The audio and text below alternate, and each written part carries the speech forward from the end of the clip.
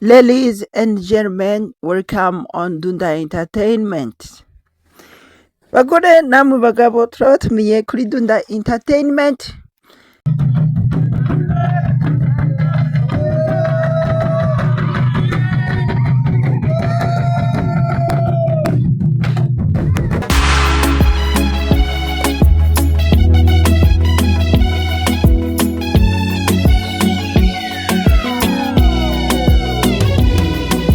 Hanyuma nimba washimye kutwumviriza canke kuturaba usige ugize sabone, bibaye ngombwa ugire ico bita partage or share.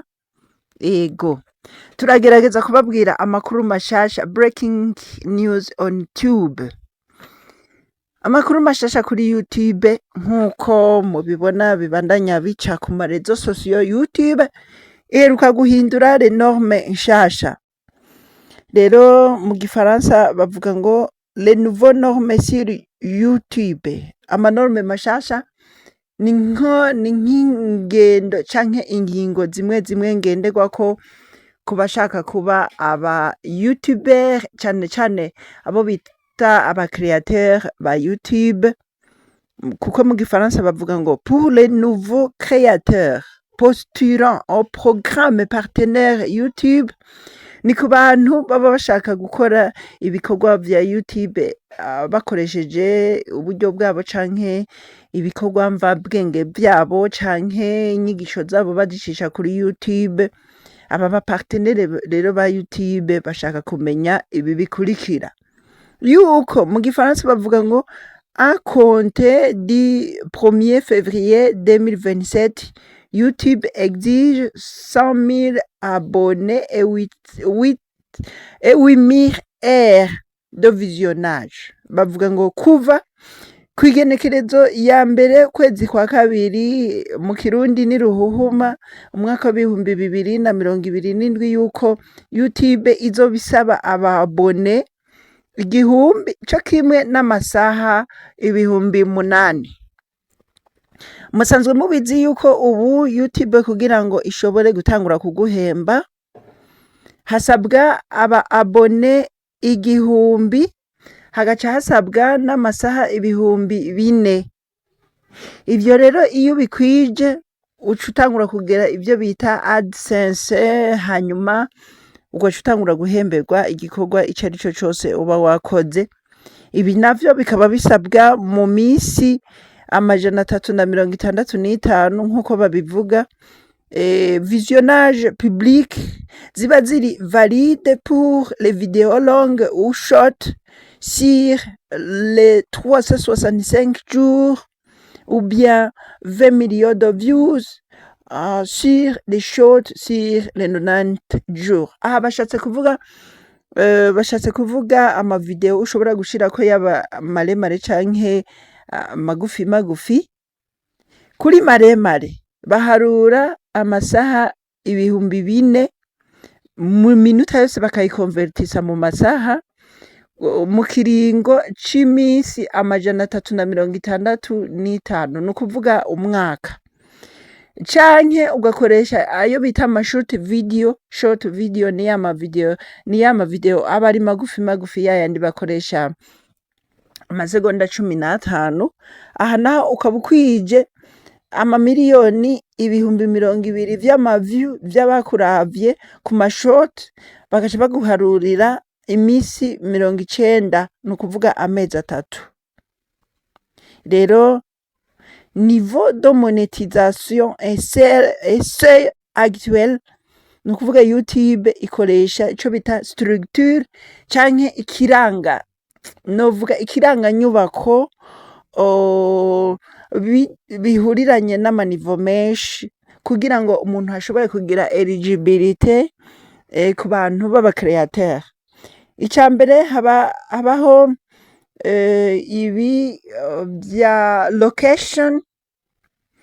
Murabizi namwe nko mu Burundi par exemple, kuri YouTube location yacu ntiri eligible, bigaca bisaba yuko umuntu nk'ubu nk'akarorero, igihugu kiri eligible kuri YouTube akarorero harimo Tanzania, hakabamwo Kenya, u Rwanda ntabirimwo, Congo ntabihari, Uburundi ntabihari, bica bisaba yuko ugomba kugurura YouTube uca wandika ko igihugu kimwe kiri eligible. Ubu amanorme bari barahashize kare, waravyugurura ukandika igihugu, nta birebire basaba. Mugubu ico baca basaba, nimba wanditse Kenya, hariho ahantu baca basaba yuko uca urondera nimero yo muri Kenya, bisigura ko uca urondera umuntu ari muri Kenya, hanyuma uriko uruzuza ibisabwa canke remplissage de norme demande, aho uca ushirako iyo nimero y'uwo muntu, ni ukuvuga kugira vyuguruke neza muri carte simu y'uwo muntu aba ari mu gihugu ca Kenya. Nico twatanzeko akarorero, aho aca akurungikira kode bamurungikiye muri SMS, muri message zisanzwe biciye muri carte simu, bakakurungikira kode. Iyo kode y'uwo muntu aba ari muri ico gihugu niyo uca uzana ugaca ukompleta ahantu baguhaye, YouTube yawe igaca ibona kuguruka vya nyavyo. Nayo ahandi uza urabe utarashiramwo iyo nimero y'ico gihugu uba wamaze kugururiramwo, urapulodinga amavideo nturenza 15 minute. Urengeje 15 minute baca bakubwira yuko wategerezwa kubanza kuramplisa les normes YouTube isaba. Umaze kuziramplisa, uwo muntu amaze kuguha iyo kode yo kuri YouTube, ni ukuvuga uraheza ukapulodinga amavideo ukarenza na 15 minute. Ni hahandi rero ushobora no kuapulodinga n'amasaha arenga 7, 8. Murabizi yuko kuri YouTube hariho abantu bagira ibintu vy'ama live kuri YouTube, baba bari mu misa, baba bari mu bikorane, baba bari mu bindi bikorwa vy'amaradiyo, canke YouTube ukaransako nk'ibintu uba wakoresheje mu manama, ibi vy'amazoom. Muca mwumva rero yuko YouTube ushobora gushirako n'ikintu kirengeje amasaha 4, amasaha 5. Ni mu gihe rero uwo muntu aba yaguhaye nimero yiwe uwo muntu aba ari muri ico gihugu uba wavuze yuko ufisemwo location, haba ari muri Canada canke Etats-Unis canke muri Emirates, aho uri hose uwo muntu uba warose umuntu aba ari muri ico gihugu kugira ngo ushobore kuvuga location. Bisiguye iki? Bisiguye yuko uwo muntu aba ari muri iyo location, naho uba uri mu Burundi aba bifisemo uruhara, kuko hageze kugira ibintu vyitwa ama AdSense, ibi vy'amanorme ushobora guhamplisa kugira ngo bashobore kuguhemba bivanye n'ibintu wategerezwa kuba wakoze ukabihembegwa. Uwo muntu w'iyo nimero aragufasha mu bintu vy'ama AdSense kugira ngo konte yawe ishobore kuguruka, ushobore guhembwa. Urashobora guhembwa uri mu Burundi kuko aba yaguhaye access yuko ushobora gukora uri mu Burundi, bica bisigura yuko na nimero de compte en dollar ushobora kuyugururira mu Burundi, atari hariya muri kiriya gihugu aba ari munyamuntu. Biboneka yuko YouTube yo ukuntu icikora yuko ikivuga yuko wewe uri kurakorera uyo muntu, bikuguruka kw'izina ryiwe naho wowe uri kurikorera. Nico rero kibi co kuba umuntu canke igihugu canyu kitari eligible, nico kibi rero kiba kihari. Rero mwarigeze kumva yuko ministre aheruka gupfa, wa wundi yitwa Bugaga, twari twarasavye yuko aba artiste canke abantu bose bikorera ibintu vyabo bakoresheje YouTube bashobora kuronka eligibility. Rero yapfuye atavyo arashobora kudutunganiriza.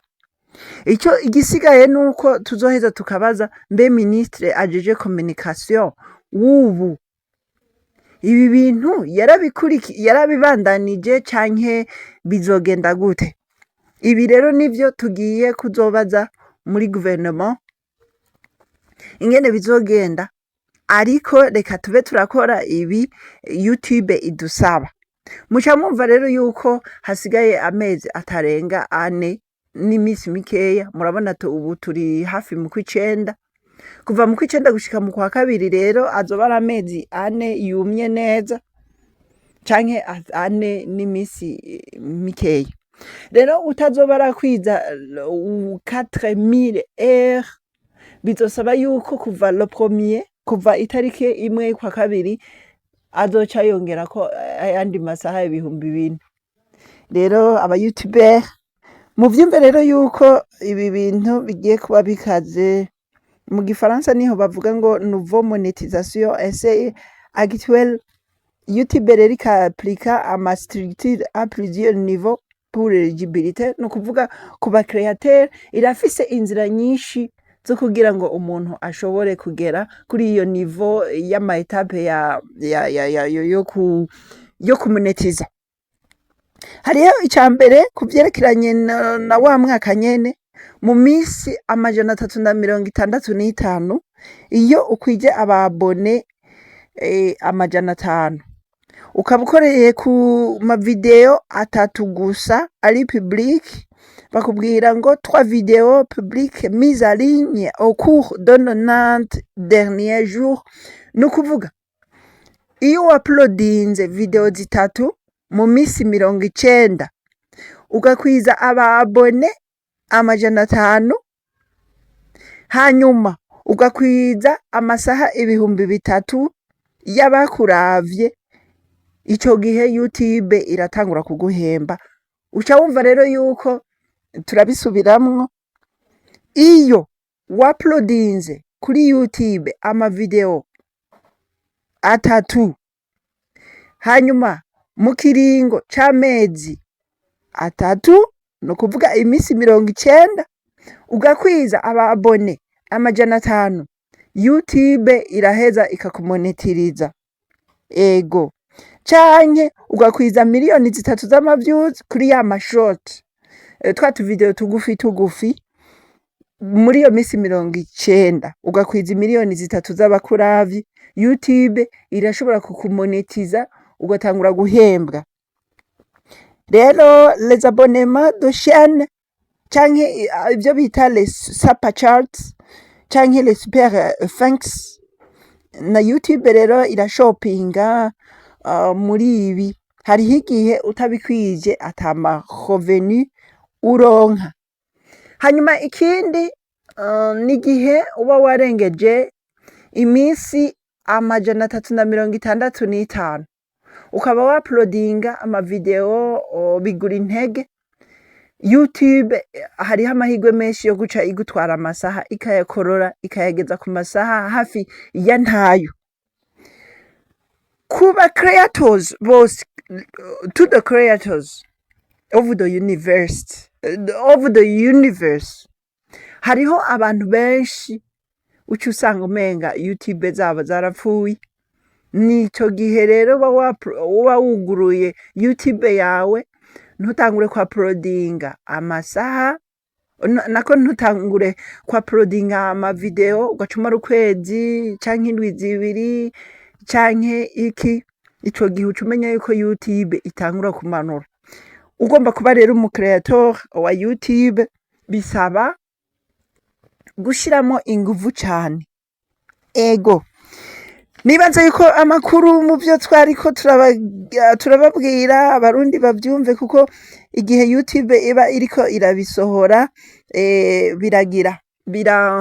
hariho igihe abarundi benshi batavyumva, kandi n'ubu abarundi rega hariho ibintu vyinshi batazi. Waruzi yuko mu misi iheze kuva le 30 juin ku giteramo cabaye kuri ETS Kamenge, naplodinze ntuze video nafatiye ku kibuga ca ETS Kamenge ya komedi ya Kigingi. Ubu imaze kurabwa n'abantu 6,200 vy'abayiravye, ahubwo n'300. Mugabo kuri abo bantu bayiravye bose, menya yuko nuno munsi nkifise aba abone 955. Ica wibaza, biboneka yuko abantu abarundi cyane cyane bataramenya yuko ibi bya abonema bikora. Niyo mpamvu uzobona umuntu ashobora gushiramwo video iryoshe n'abayiravye ubwabo ikabaryohera mugabo ntibibuka kugira sabone. Aya ma abonema rero tugakora tukabaronderera ibintu bibaryohera ariko ama abonema ntibayakore kubera iki? Kubera kutamenya. Niyo mpamvu rero tuheza tukababwira tuti muntu wese yakreye YouTube yiwe amenye kugera le 1er z'ukwa kabiri 2027 nimba atarakwiza 4000 bizokwigwizamwo kabiri bibe 8000 ni ukuvuga kuva naho utazoba urazi kwiza zizokwidubla usange ukoze gusumba uko wari kurakora ubunyene. Rero abantu bose murabira amavideo nimuze murakanda kuri sabone video ukiraba canke utariyabonesha hepfo ku ruhande rw'ibubafu rwa video uzobona akantu ka noire kare twahora dusa na rouge ubu kenshi byarahindutse gasa na noire uzobona ni sabone canke subscribe. Ico gihe ucugakandako imbere yo kuraba video kugira ntuvyibagirwe hanyuma ukaraba ugaheza. Banywanyi badunda entertainment tubafitiye amakuru mashasha. Umva application nshasha, hariho application nshasha igiye gukora nka WhatsApp. Ino application yitwa Xpaging International. Mu Burundi imaze umwaka n'amezi nk'abiri gusa. Ikaba yatanguye igenekerezo ya 30 ukwezi kwa gatanu uno mwaka wa 2025. Rero ukwezi itariki ya mbere y'ukwezi kwa gatanu uno mwaka wa 2026 yari kwije umwaka. Muca mumva rero yuko irengeje ko amezi abiri gusa igombe ikwize umwaka n'amezi 3 muri no tariki ya mbere igiye gukurikira. Iyo application ikaba ifise origine muri Malaysia kandi mukaba mwumva yuko ababarabu baradufise kabisa. Mumenye ko TikTok nayo nyene ifise origine mu Bushinwa. Ego rero tubahaye akarorero TikTok igihe yariko irarondera abanwanyi canke aba actionnaire bamenga bariko baratwiba ariko uwashizemwo inyungu mu myaka 10 tumenye TikTok kuko TikTok yatanguye kumenyekana mu mwaka w'ibihumbi 2016. Mukaba mubona yuko TikTok mu mwaka w'ibihumbi 2026 yamaze kumenyekana mu Burundi bwose none ikabiri kirasamaza n'ugwaruka rwacu ataco iri bubahembe. Kugira ngo TikTok ishobore kuguhemba uba warakoze uba warakwije miliyoni 10 z'aba follower ukaba waragize ibintu vy'ama live warataye umwanya warapfuye warabaye nabi. Menya uri kuragira live ukagira live nk'amasaha nk'atanu uba waguze nk'amamega y'ibihumbi 5 kugira ngo ushobore kugira live y'amasaha 5 kuri TikTok. Aha ni kugira ngo ngukwize ngo ivyo bita visionage n'ama followers ugashira ko ibintu hariho n'ibitakaza n'imico y'abantu. Ariko uzomenye ko buri munsi ushora amamega y'ibihumbi 5 kuri TikTok.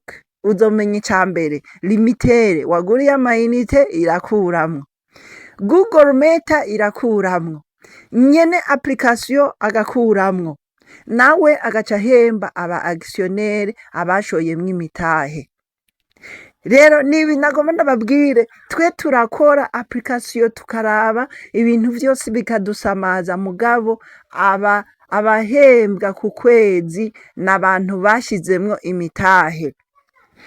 Ntutakaze amahigo yawe. TikTok yaragiye ntitwamenye yuko bashoyemwo imitahe. Fatiranya uno mwanya nyene haje iyindi application nshasha nimuze dushoremwo imitahe kandi si ibintu bivuna. Imagine mu Marundi umutahe mutoyi bagusaba ni 1,126,000. Bagenzi, hariho abantu bagenda mu kabari ugashobora gusorora 1,126,000 mu munsi umwe ugataha uyamaze, canke mu minsi 2 naho wofata indwi imwe.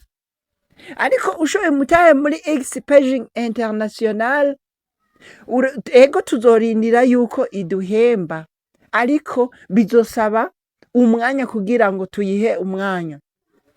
Nakarorero nabahaye kuri TikTok. TikTok twatanguye kubimenya muri 2016. Mugabo nagomba ndakubwire abayishoyemwo umutahe muri iki gihe niho babonye akamaro kavyo. Gomba ufate yuko wibwe mugabo. Niyo page yahindukira, twavuze tuti ngwino dushora imitahe muri Expaging International, ukaba wariciye amatwi ngo ni scamming, ariko ntabwo ari scamming na gatoya. Ni application ushobora kugenda kuri TikTok nako kuri Google Play ukayiteresharja. Uyiteresharije urayikoresha kujya kwa WhatsApp. Uwo rero aba ari umuyuza asanzwe. Mugabo mumenye yuko hariho abarundi bamaze gushoramwo imitahe, ingo nawe ubemwo mu bamaze gushora imitahe. Hanyuma rero ntitwo barambira, nizere yuko mwamaze kumva yuko YouTube abantu basanzwe ari aba YouTuber yuko ikiringo co kuba bafise 4000 heures de visionnage canke amasaha 4 amasaha 4,000 kugira ngo ushobore kuba kuronka ibintu bita AdSense muri YouTube. Ibi byo kugira ama etape y'ama AdSense ni kugira ngo ntuzeye iguhe access yo kuzoheza ugahemberwa ibikorwa byawe ubu uri kurakora. Mwari mubizi ko bisaba 1000 abone canke ababone 1,000 co kimwe n'amasaha 4,000 ku mwaka mu minsi 365. Ubu rero twababwiye yuko le premier z'ukwa kabiri tariki 1 kwa kabiri 2027 bizohinduka. Ababone ntibazohinduka mugabo amasaha azohinduka bashire ku 8,000. No kuvuga bizoba vyigwije kabiri. Namahirwe yawe rero yo gufatiranya uno mwanya kugira ngo ushobore gukora byinshi. Version française nzoyigira ku munsi wa kabiri, niho nzoba nateguye version française, ndabivuge mu gifaransa kugira ngo n'abakongomani bashobore kubyumva. Kaze rero nimba watoye kumviriza Dunda Entertainment TV, ubemwo mu banwanyi bayo izogende ikugeza ko ibitangaza bitari bike. Bongera bababwira yuko mwoza muraraba ahari sabone, nimba mutari yabonesha mukiyabonesha mugakanda kuri sabone, hanyuma bibaye ngombwa mukagira share. Ico gihe muzoba muriko murateza imbere na Dunda Entertainment. Uno musi rero tugarutse kuvugana kuri iki, nkuko mukibona ku mafoto no ku masanamu ni Dunda Entertainment. Hanyuma tukaba uno musi tuza kuvuga kuri nitrima yitwa Nitriben. Mbega ni kubera iki bavuga nitrima? Igihe bavuga nitrima muca mwumva yuko haba harimwo ingaburo zitandukanye, kandi ingaburo za nyazo ni za zindi ziba zigizwe n'ibimera cane. Igihe bitaba ari bimera ntabwo ziba ari nitrima. Nitrima ku bantu dukunda kubonamwo ivyamwa n'ibindi. Rero muri Nitribe dushaka kubabwira yuko Nitribe ibigizwe n'ivyamwa hamwe n'ibimera, tudasizemwo ubwoko bwose bw'inkere. Uno musi rero turababwira icitwa benefit, akamaro, twongera tubabwira n'ivyitwa imyungugu ibigize Nitribe. Hakaba hariho ibyo bita ingredients. Ibi navyo bikaba ari mu bigize ico kintu citwa Nitriben. Nitriben rero ni produit mu bisanzwe igizwe n'ivyamwa bitandukanye. ibi vyamwa hari vyinshi tutagenda tubona mu Burundi, hari ubwoko bw'inkere tutarigera tubona ngaha mu Burundi, hari ubwoko bwinshi bw'ibimera tutigeze tubona mu Burundi ngaha iwacu. Niyo mpamvu rero Nitribe yavuye hanze irashika mu Burundi, niva mu kigo citwa Nitri6. Ikigo rero citwa Nitri6 kikaba kiri mu gihugu ca Malaysia. Iyo Malaysia rero ico kigo ca Nitri6 kikaba ari ikigo gihingura ibimera, ivyo bimera bakabizana bihinguye naturellement, atangorane nimwe biguteza ahubwo bigukiza, bakabaca babituzanira mu Burundi bigafasha abantu. Ibi tugomba kubabwira imbere. Nitribe ni kimwe mu manitrema twazaniwe na X-Beijing International. Iyi nayo ikaba ifashanya n'ikigo citwa Nitri6. Muri ico kigo Nitri6 turakurayo ico bita Nitribe, hanyuma tugakuramwo ico bita Nitritec, hanyuma tugakuramwo ico bita Nitricofi, hanyuma hakavamwo n'ikindi bita Nitritec. Uno munsi rero turaheza tukababwira ku cyo bita Nitribe. Turagiye ku cyo bita ingredient mu bigize Nitribe. Hariho icyo bita rice lamide. Rice ceramide ni ubwoko bw'umuceri bashiramwo, ubwo bwoko mu Burundi nta nubwo bawurima. Ico gihe iyo rice ceramide ikaba ifasha uruhu kugumana ububobere, hahandi usanga umuntu yarumaganye ukayoberwa ico yabaye, kumbe byavuye mu mubiri wiwe. Mu Congereza citwa moisture canke mu Gifaransa ico bita moisture, hahandi wumva umubiri w'umuntu worosheroshe. Nayo ubundi umubiri w'umuntu umaze gukangarara habamo kugwara ibifaranga, ibimomoto, kwa kungene umubiri ugenda.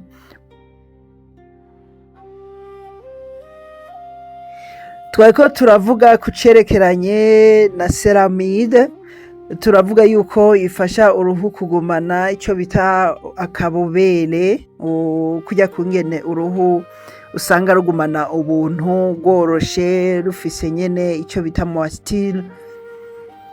Ikindi rice ceramide ikaba ifasha gutuma uruhu rusa n'urwera, ico bita mu Congereza skin brightening. Hanyuma ikindi rice ceramide dusanga muri Nitribe ikaba ifasha gutuma rukomera. Turavuga uruhu rw'umuntu rurakomera kandi ntigumagane, kandi rugaheza ntirusaze vuba.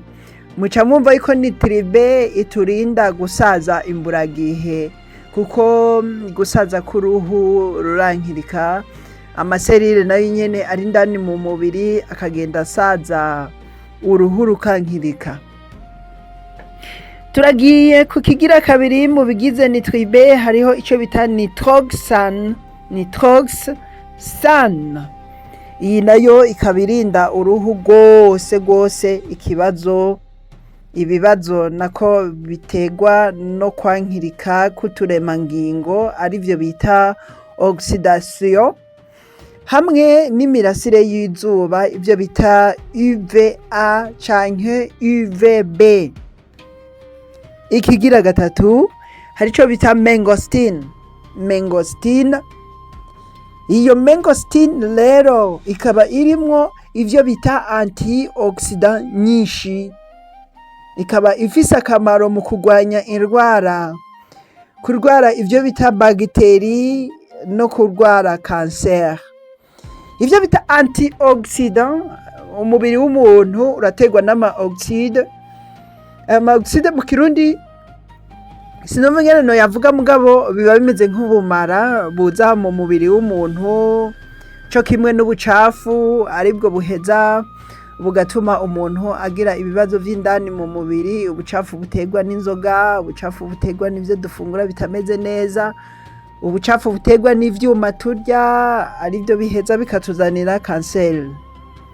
Iyi mangostin dusanga muri nitriben ikongera n'ubudahangarwa bw'umubiri, arivyo bita mu congereza immunity canke mu gifaransa immunité, kandi ikaba ifasha no kugabanya ibiro no kugabanya urwego rw'igisukari. Iyo ni nitribe. Ikigira kane hari iyo bita MSC Multisarco. MSC Multisarco. Iyi nayo nyene ikaba iri muri nitribe, hanyuma ikabisanura kandi igasubiza ku murongo ico bita systeme y'amaraso n'umutima, ico bita cardiovascular system. Ikaba inakingira igateza imbere gukora uturemangingo, ibyo bita amaserire dufasha kugira usubire kugira ubuzima bwiza. Murumva ko nitribe igenda indani mu mubiri wawe ikongera igasubiza itoto umubiri wawe ihereye ku maserire, kuko umuntu uko asaza agira amaserire agenda arankirika mu mubiri wiwe. Uko amaserire aba atagikomeye n'umubiri w'umuntu ugenda uba faible. Sinzi ko mumaze kubona yuko hariho umuntu asaza kare ku myaka 5 ugasanga yarashaje. Biba biboneka ko amaserire yiwe yankiritse kuva kare, bigaca bituma agira asaza, hakaba kubabara kw'imitsi, ukumva urababara ku mugongo, muzehe ugasanga yatanguye kunama kubera umugongo ugenda umwankira kugororoka, ugasanga umuntu ntakiduga ama escalier kubera iki, kubera hamaze kubura ibyo bita synovie mu mavi. Serire rero zigatuma, serire murazizi ko arizo zituma umuntu abaho, umuntu yibaruka, akororoka, akagira umubiri umeze neza. Serire rero izishaje zirapfa, serire zindi zikavuka. Nitribe rero igarukana amaserire mashasha zameze neza, niyo woba urwaye imigera itandukanye nka sida, za kanseri n'izindi, biragabanuka ku rugero rwo hasi cyane, ku buryo urwaye kanseri canke urwaye sida atakibazo na kimwe byo gutera ukomeza ubaho, kuko iyi nitribe irakugarukanira amaserire. Ntagaruka ahubwo aravuka. Amaserire yarashaje arapfa, hanyuma ayasanzwe yagomba kugoyagoya agasubira ku murongo, hanyuma akabyara n'ayandi maserire mashasha. Umuntu yarashaje agasubira kumva udutege, umuntu yaragendera ku kabando agasubira agahaguruka akagenda neza. Nigihe rero azoba afashe nitribe kare kandi neza. Iyi rero nitribe irasanura cyane, igakingira, igateza imbere ikora ry'uturemangingo dufasha no kugira ngo umuntu asubire kugira ubuzima bwiza, ubuzima buzira umuze, ubuzima nyene bw'ubuzima. Harya ubuzima buri kubiri, hariho kugira ubuzima nyene ukabaho wishimye, utagwaye n'izindi ndwara z'ivyuririzi, utagwaye ikintu na kimwe, ukabaho nyene, hanyuma igihe hageze kupfa ukipfira. Hakaba n'ubuzima bwo kubaho urwaye wama kwa muganga, wama mu miti, wama umutima wasi, igipimo caduze n'ibindi. Ico gihe nitribe iragaruka ikakuremurura bimwe bimwe mu biba byatumye urwara, byo gusaza, byo kurwara umutima n'ibindi. Hariho kigira gatanu citwa safrinicide. Iyi nayo nyene wisanga muri nitribe. Iyo safrinicide igufasha kwibuka, ikaba itera umubiri gukora ico bita serotonine, ikaba itera umubiri gukora n'ikindi citwa dopamine hamwe n'ikindi citwa GABA, bikaba bigabanya umubabaro n'agahinda, ibyo bita stress. bigatuma umuntu yumva atekanye kandi anezerewe. Igihe cyose umuntu akaba anezerewe yumva umenga asa neza, ameze neza, nta kibazo. Iyi nitribe ikaba igenzura umuvuduko w'amaraso, icyo bita tension, n'ibinure rero mu maraso, ibyo bita cholesterol, bigafasha kugabanya ingorane zo kurwara umutima. Iyi rero ni safranicide dukura muri nitribe. Hakaba icyo bita sapaberries ni ubwoko bwose tuzi bw'inkere. Ubu rero turaheza tukaca dusanga barabwegeranije muri nitribe, ugasanga buhari mbe bufasha iki?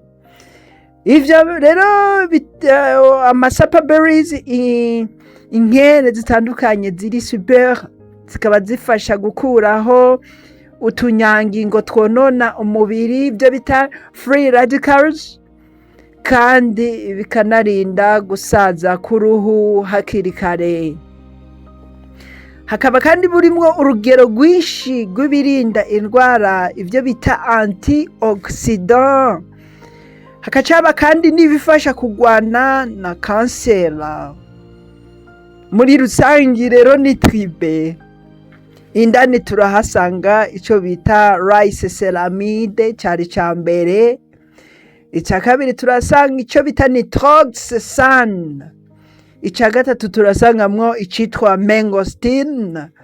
Icya kane turasangamwo icyo bita MSC miltisalco. Turasangamwo ikigira gatanu cyitwa safranicide. Tugasangamwo ikindwi aricyo cya gatandatu turasangamwo icyitwa sapaberries. Ibi rero tukaba tubisanga muri nitribe. Nitribe rero tukazisanga muri nitri6. Nitri6 nayo ikaba ifise amamuko muri Malaysia. Iyi rero ikaba iri kumwe hamwe igakorana na Expaging International. Rero turatumira abantu kudatakaza igihe cyabo. Ntutakaze igihe mugenzi wanje, ntutakaze igihe, kuko mu Burundi haheruka kuza application nshasha. Iyo application ikaba igizwe n'ibintu bibiri. Icya mbere no kuyikoresha muri telefone zacu, tugatelefonana, tugakora byose, haba audio, video, hakaba na message, hakaba no gukora amafoto, no kurungikiranira ama message mato mato, hakaba no gusabana ubugenzi, hakaba n'ama video rero murungika ko yandi, hakabaho no kudandaza alinye. Expaging International tazobona handi, tukayikoresha mu matelefone yacu. Hanyuma ikigira kabiri ikabari kizigenza mu kurondera aba actionnel. Expaging International ni Expaging igezweho kandi ya mbere mu Burundi. Izimwe zaragiye, Facebook yararondeye aba actionnel iragenda, YouTube yararondeye aba actionnel iragenda, TikTok irarondera aba actionnel ntitwajamwo nayo iragenda. Kuri no nshuro rero ntimutangwe no kuza gushora amagisyo muri Expaging International.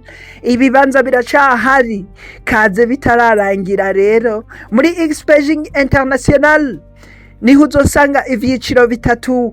Kuwinjira akinjirira ku $1,126,000, amviho amadolari hafi 20, nako amadolari amajana 2. Kugwiciro rugira kabiri ukaba winjirira ku bihumbi ku miliyoni 5 z'amarundi n'ibihumbi 130. Ku ciciro kigira gatatu kuwo bita umumaster akaba yinjirira ku miliyoni 10 n'ibihumbi amajana 260. Rero mugaca mwumva rero yuko uzoba yinjiriye kuri miliyoni 1 n'ibihumbi 226 igihe twatanguye guhemberwa iyo mitahe yacu, yuko ku munsi tuzohora duhembwa amadolari 20 kuduga. hanyuma ku bagiye kuri porofesiyoneri gira kabiri kubinjiriye ku miliyoni 5,130 ku munsi, igihe Expeging International yatanguye guha income abantu bazohembwa kuva ku madolari 60 kuduga ku munsi. Igihe rero uwinjiriye ku miliyoni 10,260 igihe Expeging International yatanguye guhemba azokwinjirira ku madolari 500 ku munsi kuduga. Mwe mugaca muvuga muti none ni gute umuntu ashobora kwinjirira ku madolari 200 kuduga canke ku madolari 60 kuduga canke ku madolari 500 kuduga? Tuvuga impamvu yo kuduga kubera Expeging International barabiravye ku muntu wese azanye umukiriya bica bigenda gute, baramuha akaganuke, ako kaganuke kaba kajanye n'amabonus. Nukuvuga uko bagenzi bawe watumiye baza kugura imitahe muri Expeging International bituma nawe muri income canke mu mahera uzohembwa ku munsi aduga kubera uba wagize ugutumira abantu, kandi iyo utumiye abantu uragira ico bita bonuses. Aya mabonisi rero akaba ari menshi muri iki gihe ca mbere muri Expeging International. Iyumvire nawe uje muri Expeging International ukinjira kuri Emilio 26 baraguha produits zitatu, haba harimwo baraguha produits zibiri canke zitatu, baraguha nitride bakaguha nitribe. Hanyuma kubinjiriye kuzindi muca bumva rero yuko bagenda babaha, hari abo baha 15 boîte, hari abo baha 30 boîte. No kuvuga kuwinjiriye kuri ubu kuwinjiriye kuri 10,260 aronka utuboîte 30 tw'amanitriment. Nukuvuga baramuhamwo muri nitride, bakamuhamwo muri nitribe, bakamuhamwo muri nitritec, bakamuhamwo no muri nitricafe. Rero abinjiriye kuri 5,130,000 nabo baca baronka igice, nukuvuga amapake 15. Hanyuma abinjiriye kuri 1,26,000 bivanye n'ivyo bita iki mu Kirundi, hari igihe bakorera kuco bita rero barabandanya ivyo bita solde. Kuri solde canke amahigwe barashobora guha amahigwe umuntu akinjirira ku 900,000. Ico gihe baraheza bakaguha produit ziri hagati ya 2 canke 3. Ego cane, kaze mwese murahawe ikaze muri Expeging International, ikaba yifataniye hamwe na Nutri6 muri ronkera application imeze neza cane mukashoramwo imitahe, hanyuma kurundi ruhande mugaca mwironkera amaproduit y'amanitriment. Hanyuma abakeneye kuyagura ikaze mwese muri Nutri6. Dukorera muri Excellence House muri flow ya 3 inimero 14. Excellence House uri ku mabisi aja mu Carama, Buterere, amabisi aduga muri Nohohompwe, amabisi aduga muri Motion, amabisi aduga kwa Terezia. Ni muri uru ruhande ucumanuka hepfo ugaca iruhande ya Onatel, ugacuminuka ugaca iruhande ya Poste, ugeze iruhande ya Poste kuri portail ugaca uraba hepfo niho ushobora kubona Excellence House n'inzu ya etage. Tukaba dukorera muri etage igira 3 inimero 14. Ufise ikibazo urashobora kuduhamagara kuri nimero 68 577 ubusa 90. Uri hanze naho ushobora kwandika guteranya 257 68 577 ubusa 90. Murahawe ikaze, turakomeza.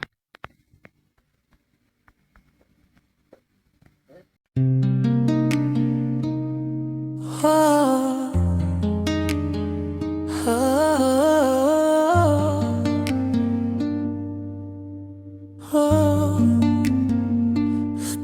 Sparging International.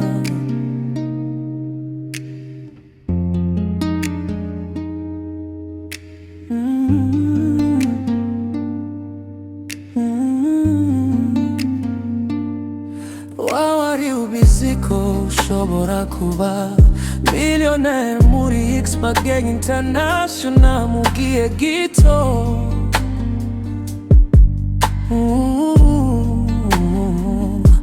Kuyubakira system ebigezweho, kubibwira abandi niwo muti ushika.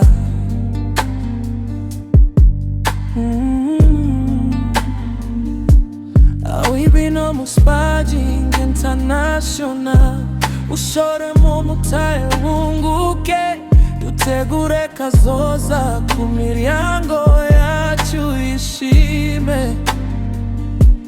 Ukiregukena ugire n'amahirwe yo kubaho neza.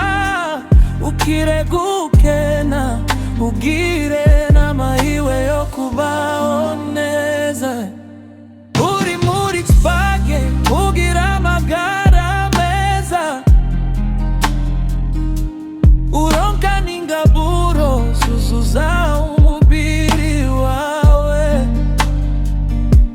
Ugira imbaraga uri mu Sparging, irakundinda bishoboka, iragira gutuza mu buzima, utegura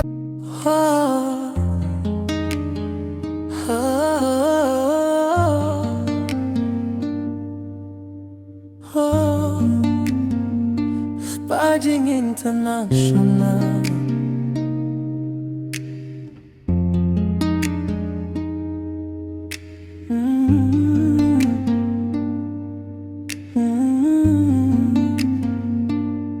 Wawari ubiziko ushobora kuba millionaire muri Sparging International mugihe gito.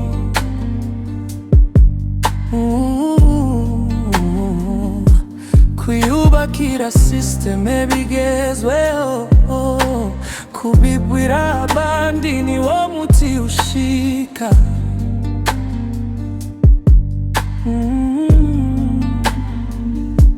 Awibino mu Sparging International, ushore mu mutahe wunguke, dutegure kazoza ku miryango yacu ishime.